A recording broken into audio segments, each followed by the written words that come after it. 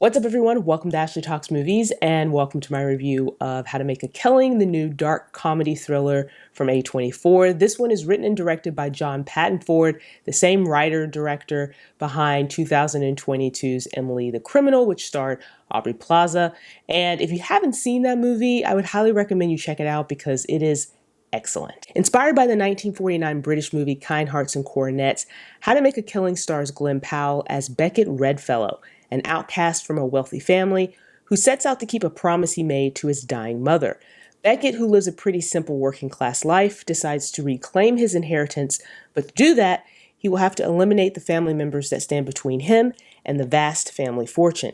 His plans get more complicated, however, with the reemergence of his childhood crush Julia, played by Margaret Qualley, and a budding romance with Ruth, played by Jessica Henwick. Before I jump into the review, if you'd like to support the channel, there are a couple of ways you can do that.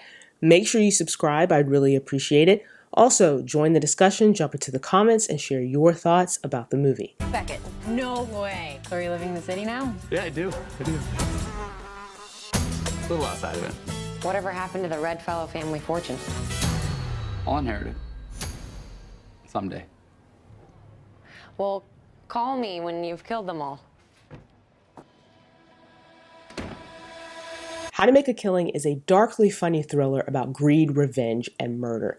It's a slick, twisty movie with a very interesting premise and its fair share of characters who are more than a little messed up. Glen Powell leads an excellent cast as Becket, a guy who grew up poor despite being part of the ultra-wealthy Redfellow family. Powell knows how to be charming enough to get the audience on his side, even when his character is doing terrible things, but it's a devilish charm that helps you buy that his pursuit of revenge leads him down a murderous path. It's a balance between good and evil that Powell handles really well, especially when his character becomes even more conflicted about getting the inheritance or having a normal life. Margaret Qualley brings an unhinged energy to her role as Becket's childhood friend who did grow up rich and wants to make sure she stays in the upper class. Now, her performance is good, even if her character is nothing more than a one-dimensional femme fatale. Jessica Henwick's character Ruth is really the heart of the movie, and she brings a nice groundedness to a chaotic world that's filled with awful people and plenty of twists and turns. Now, as Becket is pursuing his inheritance, he encounters several members of the Redfellow family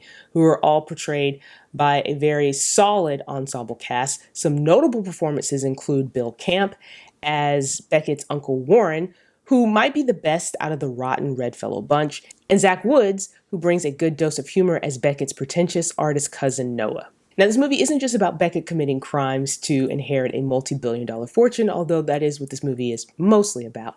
It also explores some really interesting ideas around class and wealth and the pursuit of the American dream. There are a couple of times in the movie where characters bring up the idea of whether money buys happiness, and it's a question that lingers throughout the movie. I only wish this movie would have explored the themes a little more and taken a bolder, darker approach to the story, and I also wish the payoff would have been bigger to really land all the themes the movie was trying to explore. Now, How to Make a Killing isn't an ambitious movie, and it's not doing anything new with this kind of morality tale, but it's still a very entertaining movie that's anchored by a really talented cast. So those are my thoughts on How to Make a Killing, which is out in theaters this week. Do you plan on seeing it? Let me know in the comments. Also, while you're here, make sure you subscribe. I'd really appreciate that. So that does it for me, everyone. I'll see you next time, and thanks for watching.